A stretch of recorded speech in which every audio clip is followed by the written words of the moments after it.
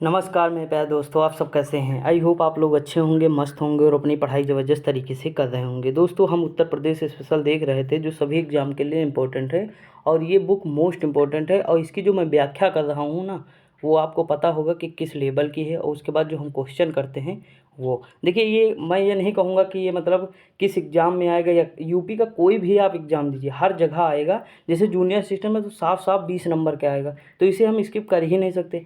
अगर आप UP special की ये बुक मुझसे पढ़ लिए पूरी ठीक से, जो मैंने ट्रिक बताया, जो मैंने लॉजिक बताई, ये सारी कर लिया।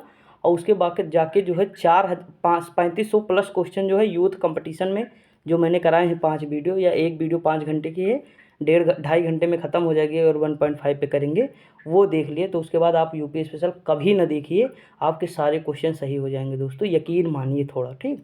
क्योंकि इसीलिए मैं लॉजिक बताता हूँ ताकि आपका कॉन्फिडेंस हमेशा बढ़ा रहे, दूसरों की अपेक्षा हमेशा आपके अंदर वो रहे कि मतलब हाँ, मुझे पता है ये चीज़ मैं कर सकता हूँ, ये सारी चीज़ें। देखिए, इसमें हमने बहुत सारी टॉपिक कंप्लीट कर चुका हूँ, मतलब कर लिया है हमने। देखिए, कल हमने ये भारत का मतलब उत्तर प्रदेश का इतिहास था दोस्तों, ये मोस्ट इंपॉर्टेंट टॉपिक था। और देखिए इसमें कितने पेज हमने कवर किए थे। कल हमने लगभग 13 पेज कवर किए थे, 100 क्वेश्चन भी किए थे। तो कल वाली वीडियो जो लोग ना देखेंगे ज़रूर देखिए। और दोस्तों देखिए, कमेंट करने में पैसा नहीं लगता है आपका, एक कमेंट कर दिया करिए, इतना मतलब रिक्वेस्ट करता हूँ, इतनी बार कहता हूँ, तो इतना तो कर सकते हैं ना यार, इतना सुन लिया करिए थोड़ा। बाकी आज हम देखते हैं दोस्तों, 12 नंबर जो है टॉपिक हमारा है उत्तर प्रदेश कला एवं संस्कृति। मोस्ट इंपॉर्टेंट है, यहाँ से क्वेश्चन बनने के बहुत चांस रहेंगे।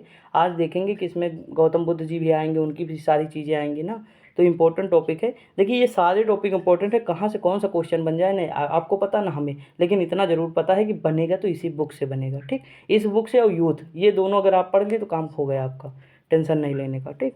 तो देखते हैं, और टाइम बचेगा फिर आगे देखते हैं, अगला देखेंगे। देखिए, उत्तर प्रदेश की कला एवं संस्कृति, इसमें मैं लॉजिक बताऊंगा, ट्रिक भी बताऊंगा बहुत जगह, तो थोड़ा ध्यान से देखिएगा, ठीक।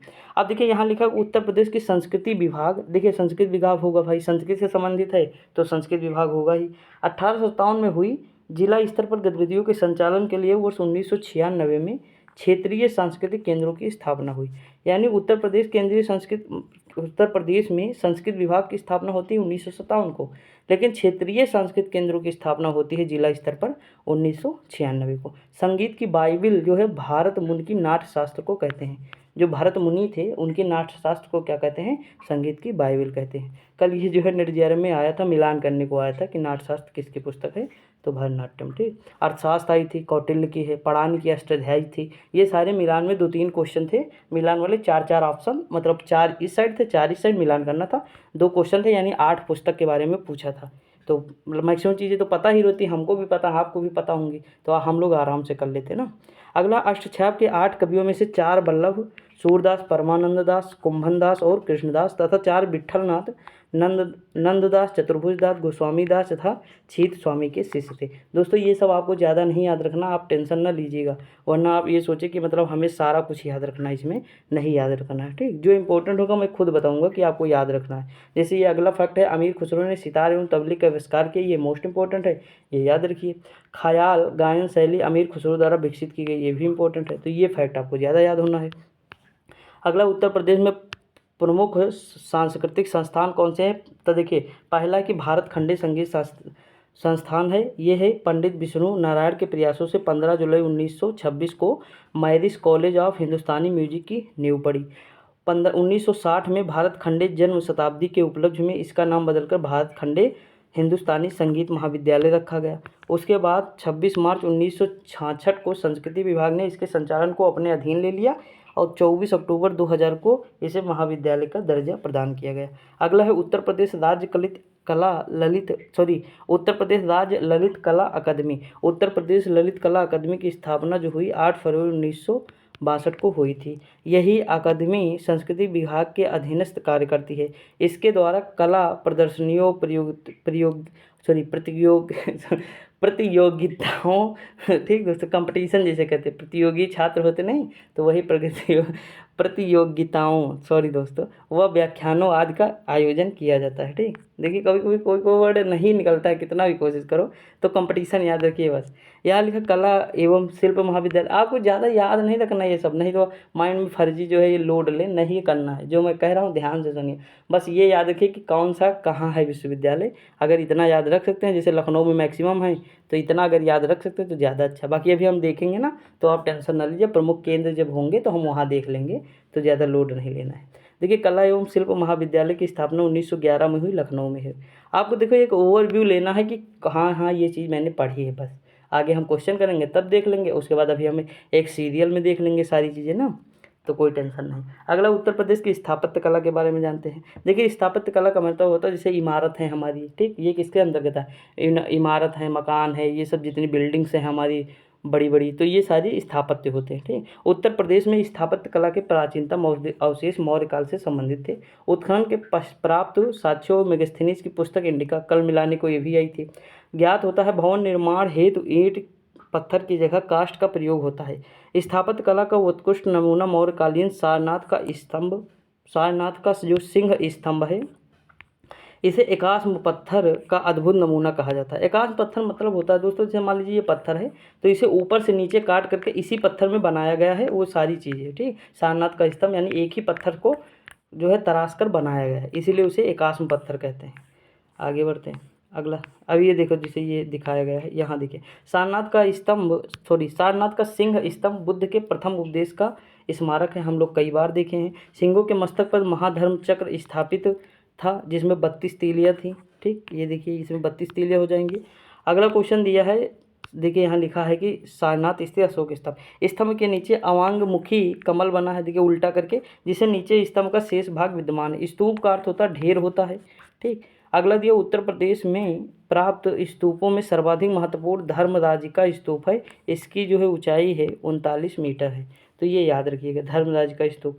अब देखिए उत्तर प्रदेश में प्रमुख बौद्ध धर्म, देखिए सारनाथ में कौन से स्तूप हैं, सॉरी बौद्ध स्तूप है, तो कौन कौन से हैं, सारनाथ में है चौखंडी स्तूप, धर्मराज का स्तूप जो अभी देखें, तो ये इंपॉर्टेंट है, याद रखिएगा। अगला कुशीनगर में यह बुद्ध के महापरिनिर्वाण स्थल से संबंधित है। 100 देखिए फीट आपको नहीं याद रखना है।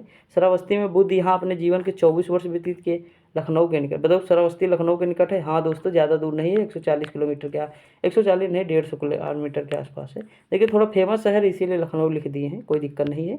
और मैंने एक चीज़ बताया था कि सर्वाधिक उपदेश कहाँ दिए, श्रावस्ती में दिए, तो ये सारी चीज़ें मैंने आपको बताया था ना व्यतीत के। कपिलवस्तु, इस स्तूप का निर्माण बुद्ध के अस्थि अवशेष पर हुआ है। कहाँ, कपिलवस्तु। रामग्राम, बौद्ध मान्यता के अनुसार बुद्ध का अंतिम संस्कार यहाँ हुआ था। कहाँ हुआ था, रामग्राम में हुआ था। अगला मथुरा शैली दोस्तों देखते हैं कौन सी है। मथुरा शैली कुषाण काल में चरमोत्कर्ष से कल हम लोग देखे भी थे ये चीज़।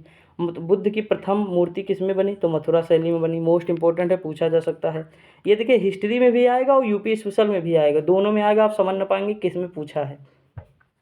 यहाँ मथुरा शैली में बुद्ध के अलावा 3 तीर्थंकर, यक्ष, नाग, शिव और कार्तिकेय की भी मूर्तियाँ बनाई गईं। मथुरा शैली की मूर्तियों में प्रायः बलुआ पत्थर व चित्तीदार पत्थरों का प्रयोग हुआ है। अगला है इस शैली को प्रायः राजकुमार की भांति दर्शाया गया है। मथुरा शैली में मूर्तियों के अतिरिक्त वैदिक स्तंभ विशिष्ट स्थान रखते हैं।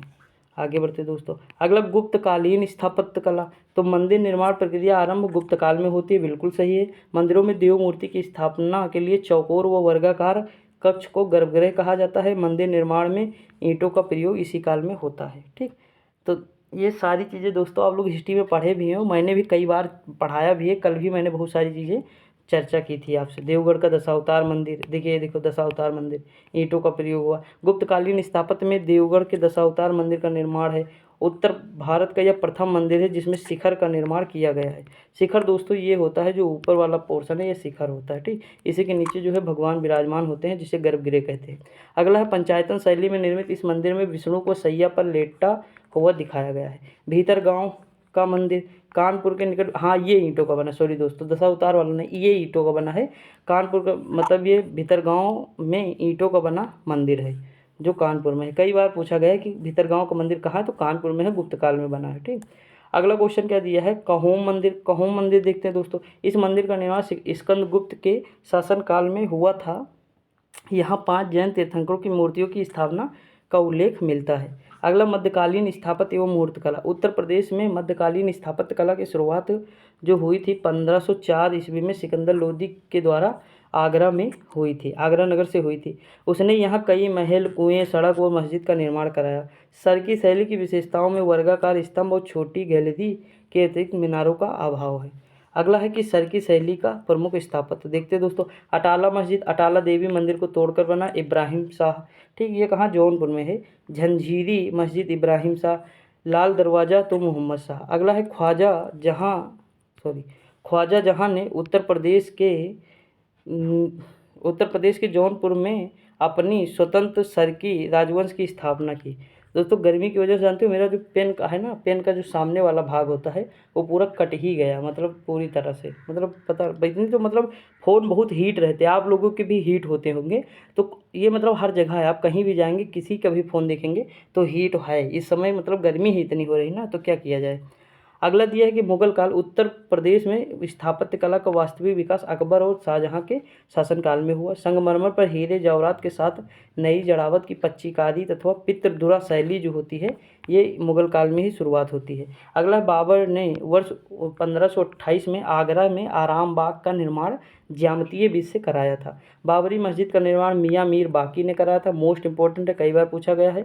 जहां अब भव्य राम मंदिर का निर्माण किया जा रहा, बन भी गया है, लगभग 50% बना है, अभी बहुत कार्य बाकी है। ठीक, अगला है आगरा के किले का निर्माण अकबर द्वारा कासिम खां के नेतृत्व में किया गया। इसमें दो मुख्य द्वार थे, पश्चिम में दिल्ली द्वार और पूर्व में अमर सिंह द्वार। अगला, इलाहाबाद किले का निर्माण किसने कराया, तो अकबर ने कराया था। अगला क्वेश्चन है, देखिए इलाहाबाद का जो किला है ना दोस्तों, संगम में स्थित है। यहाँ से यमुना नदी बहती है, यही के पास जो है ये किला है। ठीक, यमुना नदी के किनारे है इस साइड, और यहाँ से गंगा जी आती हैं तो यहीं पे मिल जाती हैं, मतलब काफ़ी दूर है, एकदम पास में सटे हुए नहीं हैं। यमुना नदी के किनारे बना हुआ है, लेकिन हम संगम मान लेते हैं।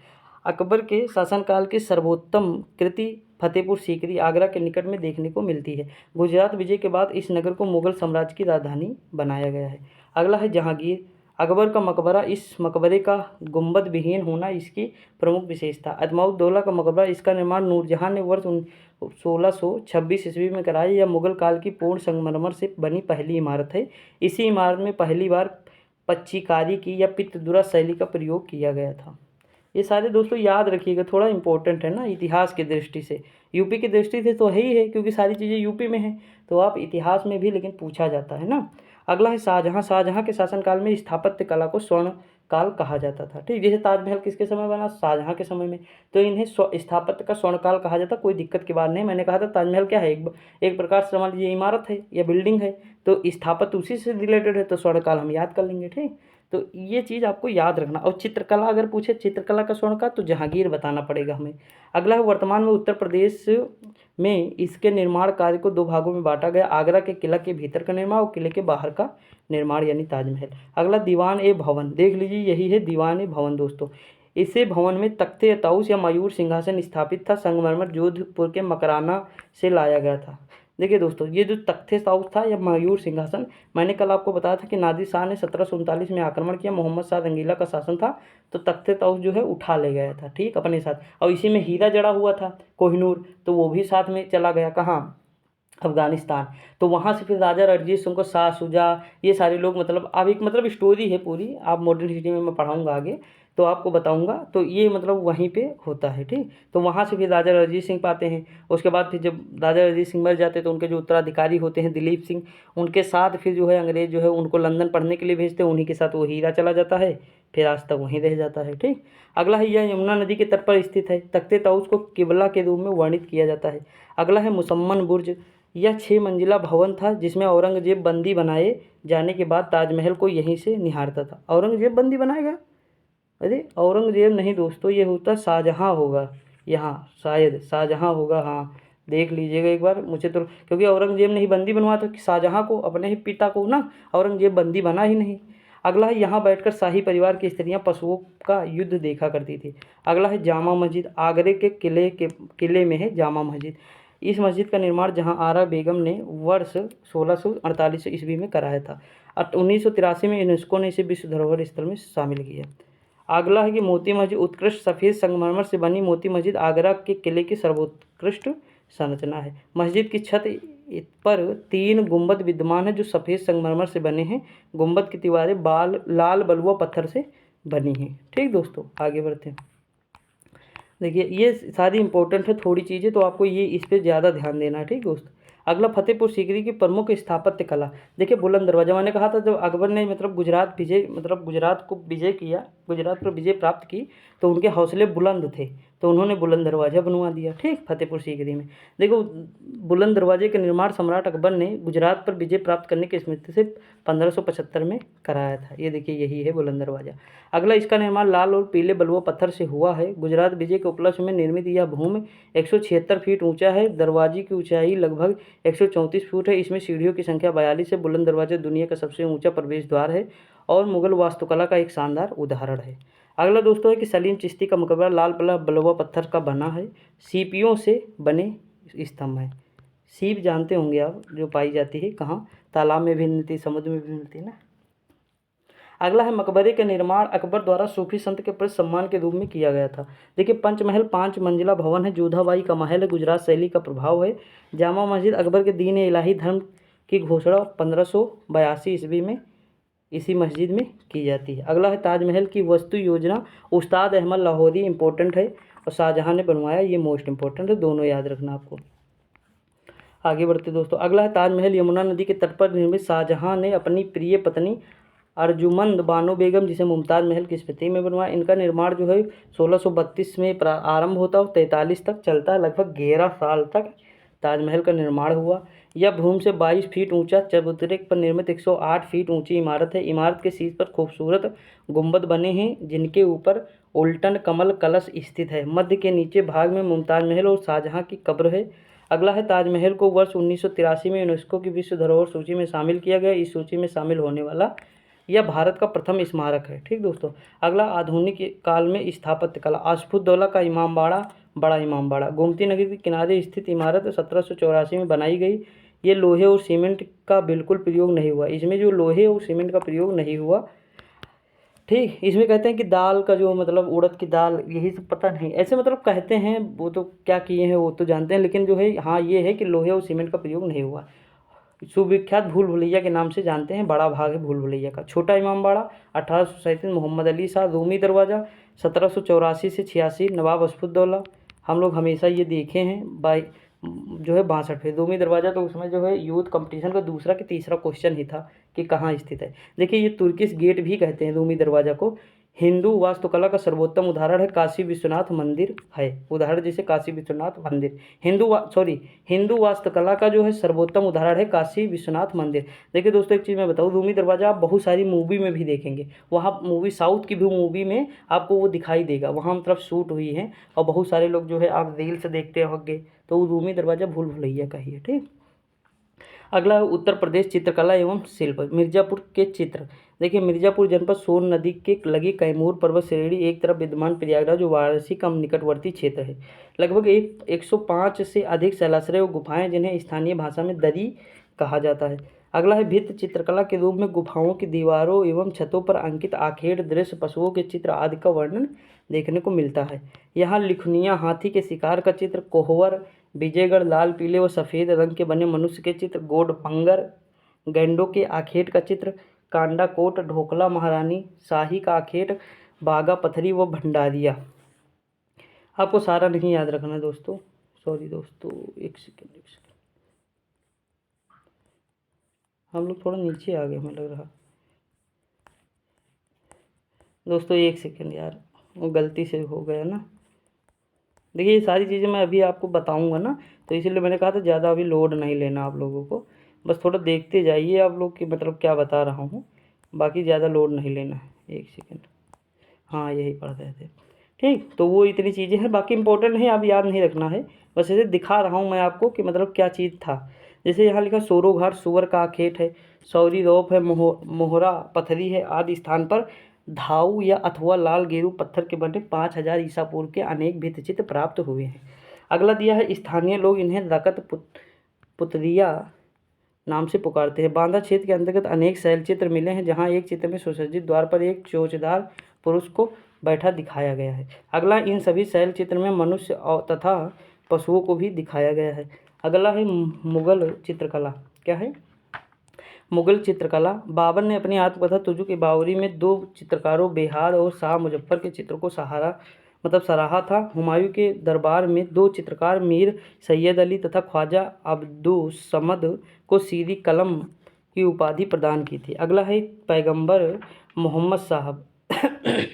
चाचा ने अमीर हमजा के साहसिक नामों वाले ग्रंथ दास्तान अमीर हमजा 1375 चित्र है। अकबर ने 100 से अधिक चित्रकारों की नियुक्ति की, जिसके विषय में आईने अकबरी में वर्णन किया गया है। अगला आईने अकबरी के अनुसार अकबर के 13 उच्च कोट के हिंदू और 4 मुसलमान चित्रकार थे। ये मीर सैयद अली, ख्वाजा अब्दुल समद, फारूक कलम, दसवंत इंपॉर्टेंट है दोस्तों। बसावन भी इंपॉर्टेंट है। ठीक, मस्कीन है, जगन्नाथ है, महेश है, खेमकरण है, हरिवंश राम है, केशव है, माधव है। तो आपको ये याद रखना है। ठीक दोस्तों, आगे बढ़ते हैं। अगला है अकबर ने अपने शासनकाल में अनेक ग्रंथों को चित्रित कराया है, जैसे दजमनामा, जैसे महाभारत, रामायण, हमजानामा, तारीख खानदान तैमूरिया, खमसा निजामी, अनवार ए सुहेली, बहरिस्तान जामी। ठीक दोस्तों, आगे बढ़ते हैं। अगला क्या दिया हुआ? तो अगला दिया है कि जहांगीर का चित्रकला। देखिए मैंने कहा था ना, जहांगीर का जो काल है चित्रकला का स्वर्णकाल है। जहांगीर के दरबार में अबुल हसन, बिसान दास आगा, मोहम्मद मुराद, माधव मनोहर, फर्रुख बेग और विख्यात चित्रकार थे। उस्ताद मंसूर विख्यात पक्षी विशेषज्ञ चित्रकार थे। मोस्ट इंपॉर्टेंट है, पूछा गया एग्जाम में। अगला शाहजहाँ का ज्येष्ठ पुत्र था दारा शिकोह चित्रकला का प्रेमी था। उसने 40 चित्रों का एक संग्रह तैयार करा, जो वर्तमान में लंदन लाइब्रेरी में सुरक्षित है। औरंगजेब ने चित्रकला को धर्म निषिद्ध घोषित कर दिया। बुंदेला चित्रकला। राजा शत्रुजीत चित्रकला का प्रेमी और संरक्षक है। इसने अनेक चित्रों में अश्व पर बैठे दिखाया है, जिसके हाथ में लंबी तलवार थी। व्यक्ति विशेष के अलावा इस शैली में कृष्ण, लीला बिहारी, ससई, रसराज, रागमाला, चित्रावली आदि चित्र मिलते हैं। अगला है ब्रज चित्रकला। इस चित्रकला में मथुरा, वृंदावन, गोकुल की पृष्ठभूमि तैयार किए जाते हैं। इसमें वासुदेव, कृष्ण, गोपी, ग्वाल, प्रेम और प्रकृति आदि की भावना को प्रधानता मिलती है। अगला है शिल्पकला। कढ़ाई शिल्प जरदोजी, जिसमें सोने और चांदी के धागों से कढ़ाई की जाती है। तांबे और स्वर्ण लेपित रेशम के धागों का भी उपयोग होता है। आगरा, बरेली, वाराणसी, लखनऊ जरदोजी के प्रमुख केंद्र हैं। अगला है उत्पाद चूड़ी, दुपट्टे, टोपियाँ और परिधान हैं। आगे बढ़ते दोस्तों। बनारसी जरी वस्त्र है। बनारसी वस्त्र अत्यधिक मुलायम होते हैं। उन्हें रेशम के धागों का प्रयोग कर जीवित रंगों में सजाया जाता है। इसे 3 वर्गों में बांटा जाता है। कौन कौन से 3 वर्ग हैं? तो देखिए, जरी है, आमरू है और लास्ट में है औराबन। क्या है? औराबन दोस्तों। तो ये 3 हमारे हो जाएंगे। ठीक, याद है तो ठीक है, नहीं कोई दिक्कत नहीं, आपको इतना मतलब लोड नहीं लेना, मैं पहले ही बता दिया हूँ। देखिए अगला है, इन वस्त्रों को किनखाब भी कहते हैं, जिसका अर्थ होता है सोने का कपड़ा। बनारस के मदनपुरा और अलरपुरा क्षेत्र जरी के वस्त्रों के लिए प्रसिद्ध है। आगे बढ़ते दोस्तों। अगला है चिकनकारी की शुरुआत नूरजहाँ से मानी जाती है। इसे सूती वस्त्र और मसलिनी कपड़े पर धागे की जाने वाली कढ़ाई चिकनकारी लखनऊ की है। इसमें रंग बिरंगे धागे, सिफ्रॉन, आरगिंडी और रेशम जैसे कपड़ों का प्रयोग किया जाता है। लखनऊ के गर्म कुर्ते और चिकन साड़ियाँ गर्मी से पहनने के लिए उत्तम माने जाते हैं। धातु से निर्मित कलमकारी मुरादाबाद पीतल के काम के लिए प्रसिद्ध है। ये सारी चीज़ हम लोग देखे हैं कि नहीं दोस्तों, बताइए, देख चुके हैं ना। लेकिन कोई दिक्कत नहीं, आपका रिवीजन हो रहा है। यहाँ खुदाई, नक्काशी, सोने चांदी की परत चढ़ाना, ढकाई आदि का काम होता है। कांसे के लिए प्रसिद्ध क्षेत्र कौन है? मुरादाबाद, इटावा, वाराणसी और सीतापुर आदि है। बनारस धातु के उभारदार काम को संपादित करने के लिए प्रसिद्ध है। अगला क्वेश्चन है, कसेरा समुदाय के लोग धातुओं के बर्तन बनाते हैं। पत्थर से निर्मित कलाकारी मुख्य केंद्र है मथुरा, बनारस है। प्राचीन समय में मथुरा और बनारस को लाल बलुआ पत्थर से बनी हिंदू और बौद्ध मूर्तियों के लिए जाना जाता था। आगरा का मोजक, जाली और जाड़िया का काम प्रसिद्ध है। अगला है कि जड़ाई के काम के लिए पत्थर से बने खांचों में सुंदर रंग बिरंगे पत्थर लगाकर आकृतियाँ बनाई जाती हैं। वृंदावन संगमरमर सिलखड़ी उत्पादों के लिए प्रसिद्ध है। महोबा गौरा पत्थर, हमने बताया था ना कि आपको ये जो है एग्जाम्पल याद रखना है। गौरा पत्थर जाली के काम के लिए प्रसिद्ध है। जालीदार हाथी इसका उदाहरण है। अगला क्वेश्चन है, कारपेट और हथकरघा। तो गांठ युक्त कारपेट भदोही और मिर्जापुर है। देश के अधिकांश कारपेट मांग उत्तर प्रदेश के भदोही जिला पूरा करता है। ठीक, जीआई टैग भी मिला है। शाहजहाँपुर और आगरा सूती वस्त्रों कारपेट के लिए जाने जाते हैं। मिर्जापुर हाथ से बनी दरी के लिए प्रसिद्ध है दोस्तों। इसके नीचे वही था। ठीक, अगला दिया है कि गाजीपुर को जूट से बनी वॉल हैंगिंग के लिए जाना जाता है, जिसमें विभिन्न रंगों के धागों को मिलाकर हथकरघे पर बुना जाता है। अगला है कि चमड़े का काम, तो चमड़ा कहाँ होगा, कानपुर और आगरा में होगा, बस इतना याद रखिए। अगला है लकड़ी का काम, तो मैंने बताया था सहारनपुर, अगर आपको याद है ना, तो सहारनपुर में होता। और कहाँ होता है, कश्मीर से प्रभावित आकृतियों, सुंदरता और शीशम साल देवदार की लकड़ियों का उकेरा जाता। मैनपुरी और बनारस लकड़ी के लिए काम प्रसिद्ध है, और सहारनपुर में भी प्रसिद्ध है, आपको वो भी याद रखना है। अब देखिए कांच का काम, तो कांच की चूड़ियाँ कहाँ है, फिरोजाबाद। पंचकोरा खिलौने सहारनपुर, कांच के मनके बनारस। हस्तशिल्प छपाई, हस्त ब्लॉक छपाई फर्रुखाबाद। अगला दिया है दोस्तों, क्या दिया हुआ है, तो अगला दिया है कि इत्र निर्माण, तो इत्र निर्माण बताने की जरूरत नहीं, कन्नौज हो जाएगा। ठीक, जलीय आसवन विधि द्वारा होता है। अगला हस्तशिल्प विकास के लिए उत्तर प्रदेश सरकार की प्रमुख योजना है, एक जिला एक उत्पाद, मुख्यमंत्री हस्तशिल्प पेंशन योजना। अगला विशिष्ट हस्तशिल्प प्रादेशिक पुरस्कार योजना, हस्तशिल्प कौशल विकास उन्नयन योजना, विश्वकर्मा श्रम सम्मान योजना, हस्तशिल्प विपणन प्रोत्साहन योजना, मुख्यमंत्री हथकरघा बुनकर सम्मान योजना, संत कबीर हथकरघा पुरस्कार योजना। अब देखिए जीआई टैग मोस्ट इंपॉर्टेंट है दोस्तों, ध्यान दीजिएगा। ठीक यहीं से देखने को मिल जाएंगे आपको क्वेश्चन। देखिए लखनऊ की चिकनकारी, बनारसी जरी का काम और साड़ी, फिरोजाबाद कांच, फिरोजाबाद छपाई, आगरा की दरियाँ, भदोही के कारपेट या कालीन, लखनऊ की जरदोजी, मेरठ की कैंची। ठीक, उसके बाद है चूना बलुआ पत्थर, कहाँ का है, मिर्ज़ापुर का हो जाएगा, मिर्ज़ापुर सोनभद्र वाला क्षेत्र। ठीक, अब देखिए ये मतलब जीआई टैग मिला है। कानपुर के चमड़े की काठी है, कन्नौज का ईंट है, सहारनपुर की लकड़ी का काम है, मिर्ज़ापुर में हस्तनिर्मित दरी है, बनारसी लखनऊ के रोगन या खिलौने हैं, खुर्जा का कुम्हार शिल्प है, बनारस की गुलाबी मीनाकारी है, निजामाबाद के काले मिट्टी के बर्तन हैं, गाजीपुर का वॉल हैंगिंग है, बनारसी का कांच मनका है, बनारस का पान है, बनारसी लंगड़ा आम है, बनारस के, ये मोस्ट इंपॉर्टेंट है दोस्तों, लंगड़ा आम कहाँ का प्रसिद्ध है, तो बनारस का। अगला है कि बनारस के मुलायम पत्थर की जाली का काम, बखीरा का कांस बर्तन है, गोरखपुर का टेराकोटा मोस्ट इंपॉर्टेंट है, नगीना का लकड़ी शिल्प है, अलीगढ़ का ताला, हाथरस की हींग है, मुजफ्फरपुर का गुड़ है, आदमी चीनी चावल कहाँ है, चंदौली का रामनगर भंटा। ठीक, अब देखिए मुजफ्फरनगर का गुड़ हो जाएगा, प्रतापगढ़ का आंवला हो जाएगा, बांदा का सजर पत्थर। ठीक, ये दोनों याद रखिए, बांदा और महोबा मोस्ट इंपॉर्टेंट है दोनों दोस्तों। अगला है अमरोहा ढोलक संभल हार्न क्राफ्ट। ठीक, अगला है कि मैनपुरी की तारकसी, बाराबंकी का हथकरघा उद्योग है, बागपत की होम फर्निशिंग है, कालपी हस्तनिर्मित कागज है, महोबा का गोरा पत्थर। ठीक, वहाँ का सजर और यहाँ का गोरा। आगरा का लेदर फुटवेयर है। अगला उत्तर प्रदेश के प्रमुख संगीत घराने हैं, तो देखिए एक बनारस घराना है, ये हम थोड़ा स्पीड में पढ़ेंगे, इतना इंपॉर्टेंट नहीं दोस्तों, क्योंकि ये घराने कुछ ज़्यादा हैं इसमें, लेकिन हम देख लेते हैं, फिर भी जो है कुछ छोड़ेंगे नहीं, ताकि मतलब ये ना रहे कि कुछ चीज़ें मैंने छोड़ दी है। देखिए बनारस घराना क्या है, तो बनारस घराना, सॉरी दोस्तों, देखिए इसमें ब्राइटनेस जो है कम हो जा रही है, मोबाइल पूरा चार्ज नहीं है ना, वीडियो बनाना है तो यही दिक्कत है थोड़ा, तो कोई दिक्कत नहीं, मैं लगातार मतलब क्लिक करता रहूँगा। देखिए यहाँ लिखा है कि बनारस घराना काशी वाराणसी राज्यों से कई प्रसिद्ध संस्कृतियों को आश्रय दिया, इन राजाओं के संरक्षण में ही बनारस घराने का विकास हुआ। यह घराना गायन वादन नृत्य तीनों के लिए विख्यात प्राप्ति, यह घराना कथक के लिए भी प्रसिद्ध है। यह घराना मुगल प्रभाव से दूर है, मुगल प्रभाव इस पर नहीं पड़ा। अब देखिए बनारस घराने के प्रमुख कलाकार कौन से हैं, किशन महाराज, कौन है, तबला वादक। मैंने कहा था किशन जी में क्या है, तो किशन जी में बल है, बल से तबला और किशन जी होगा। निपुणता सितार वादक, सरोद और धुरमर धमार हो जाएगा। अगला है कि रसूलबाई किससे संबंधित है, ठुमरी व टप्पा गायिका है। गिरजा देवी ठुमरी गायिका है, मोस्ट इंपॉर्टेंट है दोस्तों, बनारस से संबंधित ठुमरी गायिका है। ठीक, पद्मश्री मिला, पद्म विभूषण मिला। आपको बस इतना याद रखना है कि किससे संबंधित है, बाकी दुनियादारी आपको नहीं याद रखना है। अगला दिया है कि मुश्ताक अली खां, तो ये किससे संबंधित, सितार वादक हैं। छज्जू महाराज मोस्ट इंपॉर्टेंट धुरमत धमार हैं। पागल दास जो हैं पखावज वादक हैं। ठीक, अगला दिया सहारनपुर घराना, सूफी संत खलीफा मोहम्मद जमा को इस घराने का संस्थापक माना जाता है। यह घराना आलाप, होरी, ध्रुपद गायन के लिए प्रसिद्ध है। इस घराने का संबंध डागरवाड़ी से है। इस घराने के प्रमुख गायक हैं, इस घराने के प्रमुख गायक हैं रहीमुद्दीन खां, नसीर मोइनुद्दीन डागर, नसीम अमीनुद्दीन डागर, बंदे अली खां, बहराम खां। अगला है फतेहपुर सीकरी घराना। यहाँ लिखा, यह घराना बादशाह जहांगीर के शासनकाल में दो भाइयों जैनू खां और जोरावर खां द्वारा स्थापित किया गया। प्रमुख कलाकार कौन कौन से हैं देख लेते हैं दोस्तों। ठीक, आपको याद नहीं हो रहा तो ज़्यादा टेंशन न लीजिएगा, आपको 2-3 घराने याद रहें बहुत है। ठीक, यहाँ देखिए घसीट खां हैं, गुलाम रसूल खां हैं, मदार बख्श हैं। अगला यह घराना द्रुपद के साथ साथ ख्याल गायन के लिए भी प्रसिद्ध है। अगला दिया है रामपुर घराना।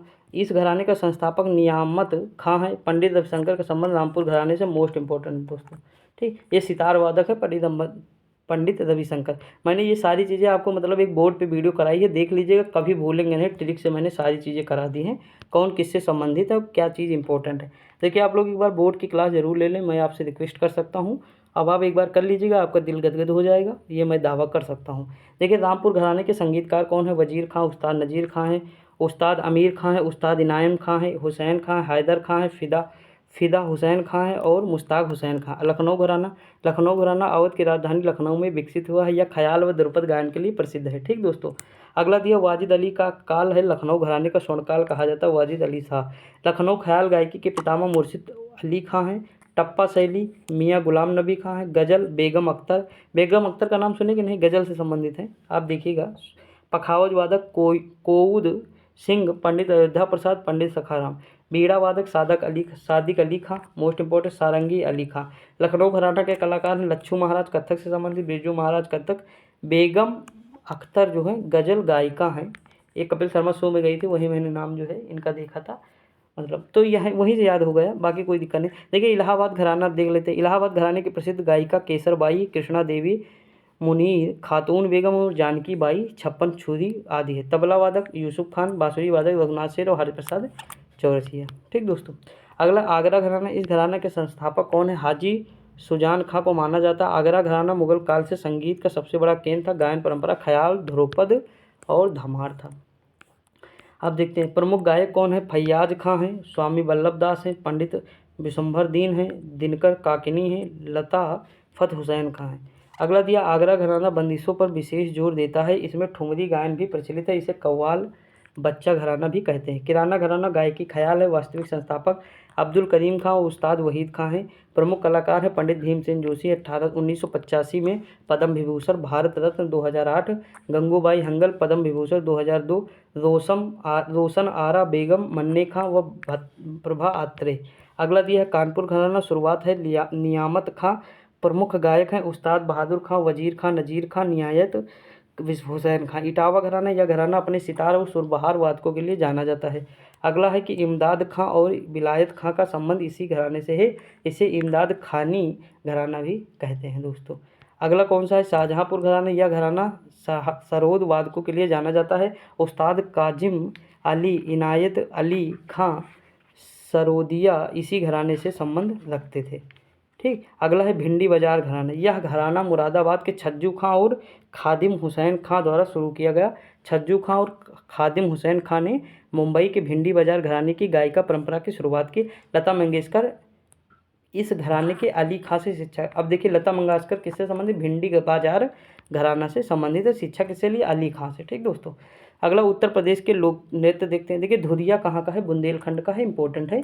कुम्हार जातियों द्वारा स्त्री वेश को धारण करके किया जाता है। ठीक, देखिए धुरी जो है डंडे से बनता, बुंदेलखंड तो थोड़ा डंडे टाइप से आपको नहीं लग रहा है? धुरिया, ठीक, थोड़ा मतलब सॉरी दोस्तों, ये जो है थोड़ा ब्राइटनेस कम हो जाता है। देखिए राई क्या है? राई भी कहाँ का है? मयूर नृत्य कहते हैं। बुंदेलखंड का ही नृत्य महिलाएं द्वारा श्री कृष्ण जन्माष्टमी के अवसर पर किया जाता है। अगला देवी, तो बुंदेलखंड का है। देवी का रूप धारण करके किया जाने वाला नृत्य है देवी नृत्य। ठीक दोस्तों, आगे बढ़ते हैं।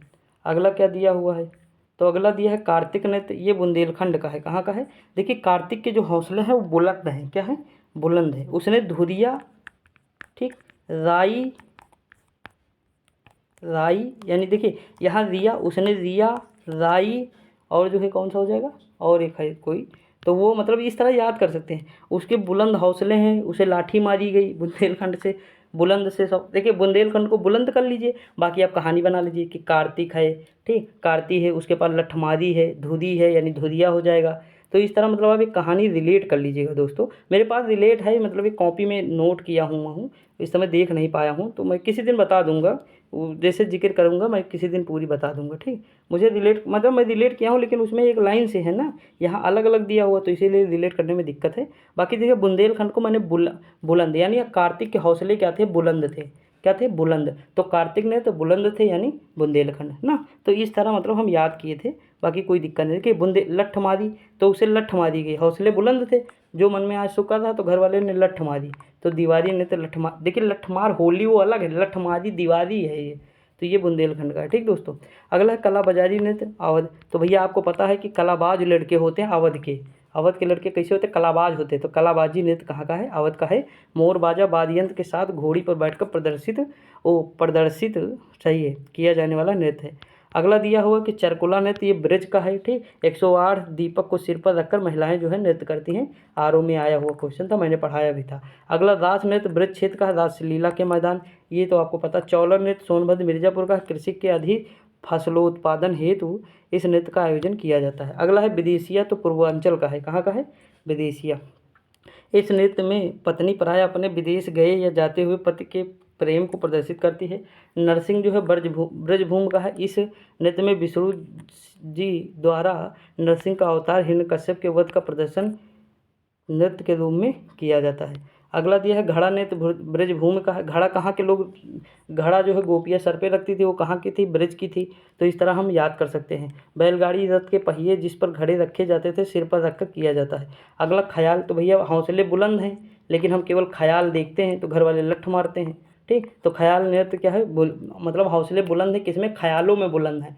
कार्तिक के जो हौसले हैं वो बुलंद हैं, ख्यालों में बुलंद हैं, तो ख्याल नृत्य। ठीक, देखिए जो मैं कहानी थोड़ी बहुत बताया हूँ उसे अगर नोट कर लेंगे तो ज़्यादा बेटर होगा दोस्तों। बाकी मतलब रिलेट होती रहेंगे ऐसे, आप टेंशन ना लीजिएगा। ठीक, अब देखिए पुत्र जन्मोत्सव के अवसर पर इस नृत्य में रंगीन कागज एवं बांसों की सहायता से निर्मित मंदिरों को सर पर रखा जाता है। अगला है कि सौरा या सायरा बुंदेलखंड का है, बुंदेलखंड क्षेत्र में जो है किया जाता है। अगला घोड़ा नृत्य बुंदेलखंड का है, ये भी बुलंद है, घोड़े के हौसले बुलंद हैं। ठीक, कुछ भी रिलेट कर लीजिए, कोई दिक्कत नहीं। कटफड़वा नृत्य पूर्वांचल का है दोस्तों, लकड़ी की घोड़ी के ऊपर बैठकर किया जाता है मानव द्वारा। गोड़ाऊ नृत्य पूर्वांचल का, हरबोल सर्वोच्चारण के साथ इस नृत्य का आयोजन किया जाता है। आगे देखते दोस्तों, अगला दिया है बड़ई नृत्य कहाँ का है, बुंदेलखंड का है। रउला कहाँ का है, देखिए राहुल और कार्तिक, तो कार्तिक नृत्य और रहुला यानी राहुल, तो इन दोनों के हौसले क्या हैं, बुलंद हैं। बुंदेलखंड को बुलंद करिए, बाकी सबको रिलेट करते चले जाइए, आपके सारे क्वेश्चन होते चले जाएंगे। अब हम लोग देखते हैं मेले दोस्तों, इंपॉर्टेंट है, 1 नंबर दे सकता है। देखिए ताज महोत्सव आगरा है, बताने की जरूरत नहीं। लखनऊ महोत्सव लखनऊ, कल्की महोत्सव संभलपुर है। कहाँ है, संभलपुर। ठीक, अगला कंपिल महोत्सव फर्रुखाबाद है। सरधना मेरठ में है। मेरे रट्ठ मार के सारा धन मेरा ले लिया, यानी मेरे लठ मार के यानी मेरठ, सारा धन ले लिया यानी सरधना। ठीक, अगला दिया कजरी, तो कजरी ये मिर्ज़ापुर का है। कहाँ का है, मिर्ज़ापुर का है। अगला दिया है कि झांसी, तो झांसी हो जाए। सैफई इटावा, बताने की जरूरत नहीं। बिठूर कितने दिन से चिल्ला रहा हूँ कानपुर में। अगला है कन्नौज, तो कन्नौज में ही हो जाएगा। अगला है कि वाटर स्पोर्ट्स फेस्टिवल प्रयागराज में दोस्तों, पानी की कमी ही नहीं, गंगा यमुना नदी मिल रही है तो वाटर ही वाटर, तो वाटर स्पोर्ट्स कहाँ, प्रयागराज। सुलह कुल आगरा का हो जाएगा। ठीक, अगला त्रिवेणी संगम प्रयागराज का, यमुना मथुरा हो जाएगा। ददरी मेला, मैंने कहा था ददी लिया यानी बलिया, ददरी से ददरी और लिया से बलिया हो जाएगा। माघ मेला प्रयागराज हो जाएगा। झूला मेला वृंदावन मथुरा हो जाएगा। त्रिवेणी संगम प्रयागराज। कबीर मेला मगहर संत कबीर नगर। अगला दिया सैयद सलार मेला बहराइच, कहाँ, सैयद सलार बहराइच। बटकेश्वर मेला आगरा हो जाएगा, मैंने कहा था बटगेश्वर आग से, आगरा हो जाएगा। नौचंदी मेला यानी मेरे लठ मार के मेरी नौचांदी ले लिया, तो नौचंदी मेला हिंदू मुस्लिम एकता को समर्पित है। अगला दिया है गोला गोकर्णनाथ मेला, तो मैंने बताया था खीर में क्या है, गरी का गोला पड़ेगा, तो गोला गोकर्णनाथ लखीमपुर खीरी। देवी पाटन, तो बलरामपुर, देवी जी के क्या है, बल ही बल है, तो बलरामपुर। लठमार होली बरसाना, जब लठ मारी जा रही तो बरस रहा है, कहाँ, बरसाना में। शाकंभरी देवी मेला सहारनपुर से। गोविंद साहब अम्बेडकर नगर शुक्रताल मुजफ्फर। ध्रुपद मेला बनारस गंगा वाराणसी। होलिका उत्सव मथुरा में हो जाएगा। ठीक दोस्तों, आगे बढ़ते हैं। अगला क्वेश्चन क्या दिया हुआ है, देखिए रामायण मेला चित्रकूट हो जाएगा। महाकुंभ 12 वर्ष में प्रयागराज होता है। गढ़मुक्तेश्वर मेला हापुड़। देवासरी मेला बाराबंकी। कालिंजर मेला बांदा। कैलाश आगरा। बिठूर कानपुर हो जाएगा। खिचड़ी मेला गोरखपुर। ठीक, अगला देखिए गो को हमें क्या खिलाना, खिचड़ी खिलाना, गो से गोरखपुर। अगला है राम नवमी मेला अयोध्या। राम बारात मेला आगरा। और जो है कजली महोत्सव महोबा। ठीक, आगे है उत्तर प्रदेश के धार्मिक त्यौहार कौन से हैं। दिवाली हिंदू है, होली नवरात्रि ये सब हिंदू हैं, आपको पता है। दशहरा भी हिंदू है। ग्रेटर नोएडा में बिसरक गांव में दशहरा नहीं मनाया जाता क्योंकि यहाँ के लोग इसे रावण का जन्म स्थान मानते हैं। ठीक दोस्तों, बिसरक में रावण का जन्म स्थान मानते हैं इसलिए नहीं मनाते। देखिए मकर संक्रांति हिंदू है, रक्षाबंधन हिंदू, महाशिवरात्रि ये सारी चीज़ें बताने की ज़रूरत ही नहीं, सबको लगभग पता है। लेकिन कुछ चीज़ें जैसे छठ हिंदू है, शरद पूर्णिमा हिंदू है, ईद उल फितर मुस्लिम है, ईद उल अजहा मुस्लिम है, मुहर्रम मुस्लिम का है, नाम से ही पता है। बुद्ध पूर्णिमा किससे संबंधित, बौद्ध धर्म से, बैसाखी सिख से, लोहड़ी सिख से, प्रकाश उत्सव सिख से, गुरु पर्व सिख से। ये इंपॉर्टेंट है दोस्तों, क्योंकि ये लगभग बहुत लोग गलत कर देंगे। अगला महावीर जयंती जैन से है, पर्युषण जैन से है, क्षमावाणी पर्व जैन से है, मिलाद उन नबी इस्लाम से है। ठीक दोस्तों, अगला है कि सब ए मिराज इस्लाम से है और क्रिसमस ईसाई से है।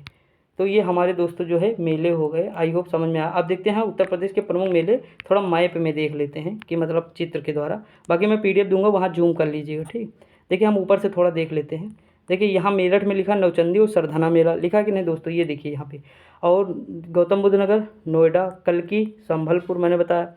और लखनऊ महोत्सव लखनऊ, बाराबंकी, देवा शरीफ और देवी पाटन, बलरामपुर, अयोध्या, रामायण परिक्रमा मेला, रामनवमी, रामलीला, खिचड़ी मेला, गोरखपुर मेला, गोरखपुर, ददरी मेला, बलिया का, काशी, काशी गंगा, ध्रुपद मेला, संकट मोचन उत्सव, कटैया मेला, मिर्ज़ापुर में कजरी महोत्सव, प्रयागराज में Kumbh, Triveni water, Ganga water rally, Ramayan Chitrakoot में हो जाएगा, आयुर्वेद महोत्सव झांसी में हो जाएगा, बटेश्वर आगरा में, सुलेकुल ताज बराम बारात आगरा में, मटकी लीला लठमार होली मथुरा में। तो इतने हम दोस्तों देख चुके हैं। ठीक, थोड़े और हम देखेंगे। देखिए उत्तर प्रदेश के प्रमुख लोकगीत देखेंगे।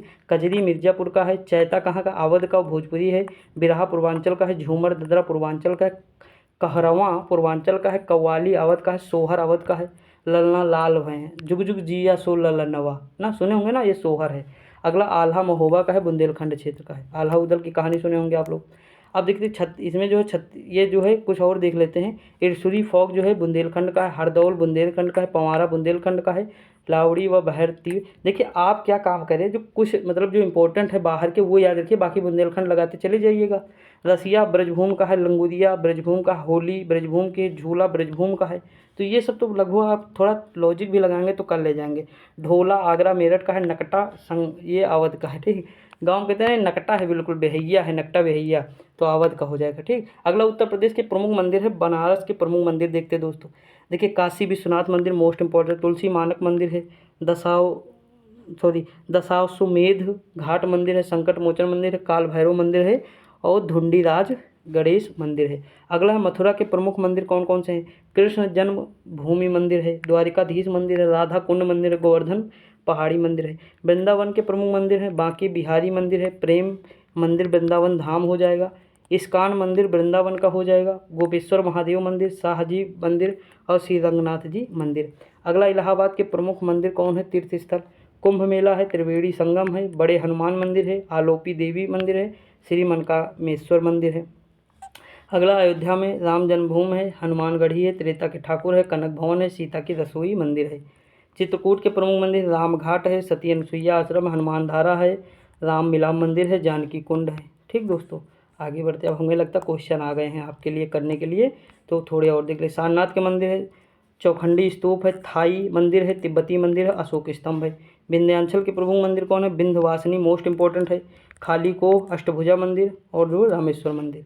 अब देखते हैं क्वेश्चन, आप लोग देखते हैं कितने क्वेश्चन के सही जवाब दे पाते हैं और कितने नहीं। ध्यान से करिएगा दोस्तों, मुझे सबके जवाब जो है सही चाहिए, क्योंकि मैं इतनी मेहनत करता हूँ, गर्मी में समझ लीजिए मर रहा हूँ, लेकिन वीडियो बनाते बंद नहीं कर रहा हूँ। कभी कभी सांस लेने में दिक्कत हो जाती, पूरा रूम बंद रहता है, लेकिन कोई दिक्कत नहीं, आपको पढ़ना है, मुझे पढ़ाना है बस।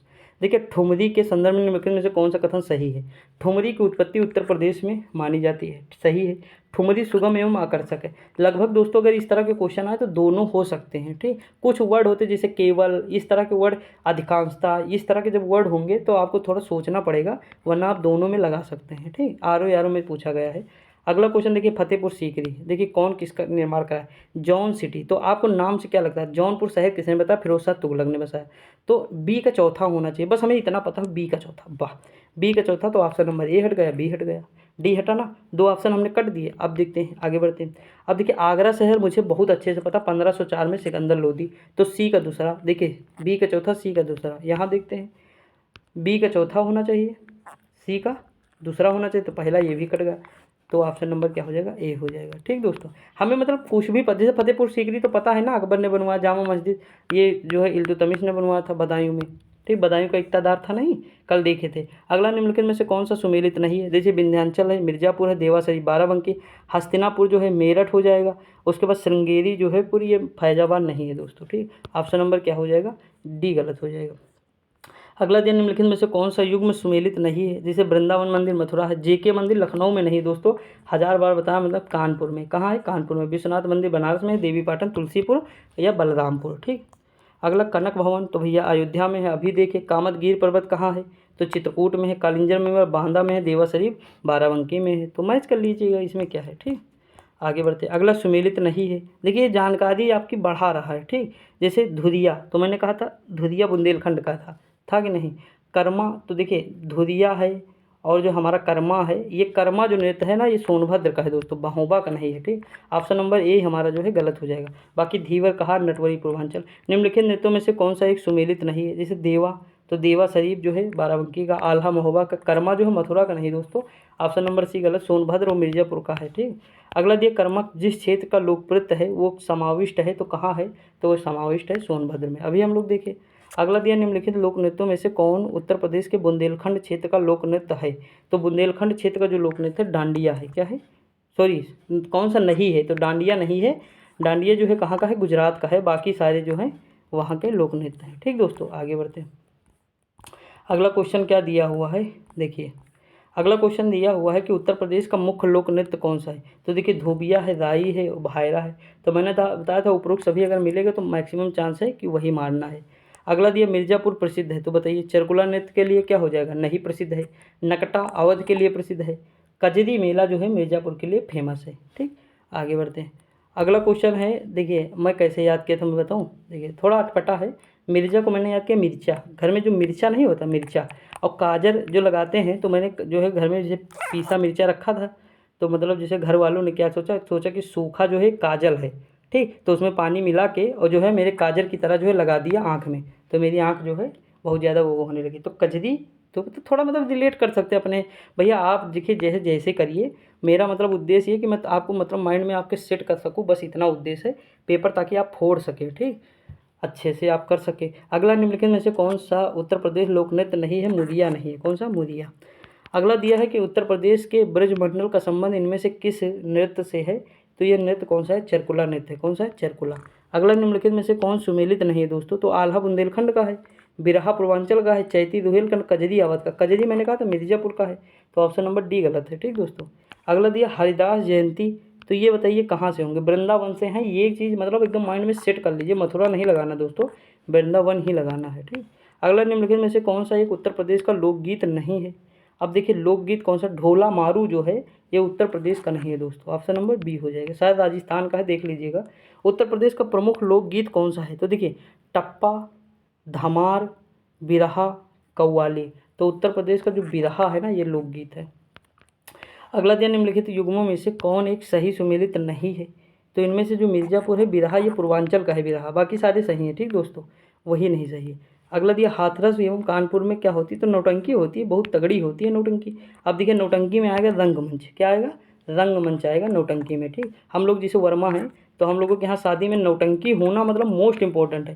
अगर नौटंकी ना हुई तो बेकार है, मान लीजिए। लेकिन अब धीरे धीरे कम हो रहा है ना, पहले बहुत होती थी। अभी मेरे मतलब दादा के लड़के की शादी हुई थी, तब 25 की 30 हज़ार की नौटंकी हुई थी, तब किए थे मतलब। लेकिन मुझे नहीं पसंद है ज़्यादा ये सब, मतलब बहुत ज़्यादा दिमाग ख़राब रहता। तो नौटंकी हम लोगों के यहाँ भी फेमस है। ठीक।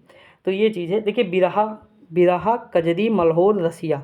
तो अब देखिए मिलान करना ना दोस्तों, क्या करना देखिए, हाँ मिलान करना हमें। तो देखिए बिरहा कहाँ का है बताइए? बिरहा जो है भोजपुरी है, अवधी है। तो इसमें हम कजरी पहले लगाएं, तो कजरी में हम कहाँ जाएंगे? कौरवी, ब्रजी। ये बन नहीं रहा है, रुको एक सेकंड, ऑप्शन पहले देख लें।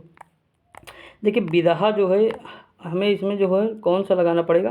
बिरहा में भोजपुरी साइड जाना पड़ेगा। बिरहा बिरहा क्योंकि बुंदेलखंड सॉरी पूरब में होता है बिरहा, पूर्वी साइड, तो पूर्वी में यहाँ भोजपुरी आ जाएगा, तो हम भोजपुरी में चले जाएँ। तो ऑप्शन नंबर ए हो जाएगा, ए का पहला हो जाएगा। तो जैसे पहला कहेंगे सारे मैच हैं दोस्तों, ये सारे पहले से ही मैच हैं। देखिए यहाँ देखिए, जैसे देखिए कजरी अवध का, बिरहा भोजपुरी, मल्होर ब्रजी का, रसिया कौरवी है। ठीक। अगला दिया निम्नलिखित में से कौन सा सुमेलित नहीं? जैसे बिरजू महाराज किससे? कत्थक से। आल्हा महोबा, हम अमजद अली खां सरोज से हैं। बिरहा कन्नौज। अब बताइए कन्नौज कहाँ आएगा बिरहा में? बिरहा तो पूर्वांचल का है ना। अगला दिया निम्नलिखित में से देखिए बिरहा कहाँ होता है? जैसे यादों में, हमारे गांव में जैसे, या हमारे अगल बगल, मतलब जो हमारा पूरा एरिया है वहाँ अगर किसी की मतलब किसी बूढ़े बुजुर्ग की डेथ होती है, तो उनकी जो 13वीं होती है ना, उसमें बिरहा होता है। क्या होता है? बिरहा होता है। वो मतलब जो है नगाड़ा वगाड़ा लिए रहते हैं ना, तो बहुत मतलब आते हैं बूढ़े बूढ़े लोग, वो मतलब अरे अलग टाइप का होता है दोस्तों, थोड़ा मतलब देखे हम कई बार ना, तब बता रहे हैं आपको। तो मतलब ये चीज़, और कोई बुरा नहीं मानेगा, मैं जो चीज़ देखा हूँ वो बता रहा हूँ, नहीं तो अपने दिल पे लेकर बैठ जाओ। किसी जाति से धर्म नहीं मैं बता रहा हूँ, किसी जाति के लिए, लेकिन होती हैं अक्सर जिसमें देखा हूँ मैं, जैसे अपने आस पास पास रहता हूँ, तो मैं जो आस पास देखूँगा वही चीज़ें आपको मैं बताऊँगा, सीधी सी बात है। मैं भाई और कहीं तो रहता नहीं, ऐसा तो है नहीं कि कन्नौज में रहता हूँ तो वहाँ की चीज़ें आपको बता दूंगा ना। तो ये सारी चीज़ें होती हैं, तो दिल पे ना लीजिएगा कभी, क्योंकि मुझे डर लगा करता है कि कभी जात वात, क्योंकि मैं इसके मतलब एकदम अलग हूँ, मुझे इससे कोई लेना देना नहीं होता है, ठीक। देखिए अगला दिया है कि निम्नलिखित में से किसमें लखनऊ के सांस्कृतिक क्रियाकलाप में योगदान नहीं दिया जाता है। तो कौन नहीं दिया था, मतलब सांस्कृतिक, लखनऊ के सांस्कृतिक क्रियाकलाप में योगदान, तो देखते हैं दोस्तों कौन योगदान जो है नहीं दिए थे। तो ये जो योगदान नहीं दिए थे, मेहंदी नहीं दिए थे, कौन, मेहंदी। अगला दिया है निम्नलिखित में से निम्नलिखित शास्त्रीय नृत्य प्रारूपों में से कौन सा उत्तर प्रदेश से संबंध है, तो कथक है, कौन सा है, कथक। अगला दिया निम्नलिखित में से किसने शंभू महाराज को हिंदुस्तानी शास्त्रीय संगीत की शिक्षा दी, तो रहमुद्दीन खान ने दिया था। और लता मंगेशकर को अली खान ने दिया था, ठीक। और वो किससे संबंधित थी, किस घराने से संबंधित थी, भिंडी बाजार से संबंधित थी, ठीक दोस्तों। अगला दिया है, अब देखिए कौन से बनारस घराने से संबंधित हैं। इस तरह के क्वेश्चन थोड़ा कठिन होते हैं दोस्तों, ठीक, मतलब हमेशा कर पाएंगे आप ये ज़रूरी नहीं। देखिए बेगम अख्तर को एक गायिका हैं, ठीक, मतलब गज़ल गायिका हैं, तो इनको छोड़ दीजिए। अब जैसे पहला काटेंगे ये हट गए, तो भैया केवल दूसरा तो हो नहीं सकता। सिद्धेश्वर हमें पता है सिद्धेश्वरी कहाँ है, बनारस घराने, तो चौथा भी होना चाहिए, तो ऑप्शन नंबर क्या हो जाएगा, डी हो जाएगा। इस तरह हम कर सकते हैं। अगला, उत्तर प्रदेश का गुरु पूर्णिमा पर्व किस ऋषि को समर्पित है, तो वो हमारे ऋषि कौन है, व्यास ऋषि को समर्पित है। अगला दिया है कि प्रसिद्ध ठुमरी गायिका गिरिजा देवी का जन्म कहाँ हुआ था, तो बनारस में हुआ था, तो ये याद रखिए। तो दोस्तों देखिए इसमें जो है 27 ही क्वेश्चन थे, बाकी मैंने बहुत सारी चीज़ें आपको कवर कराई।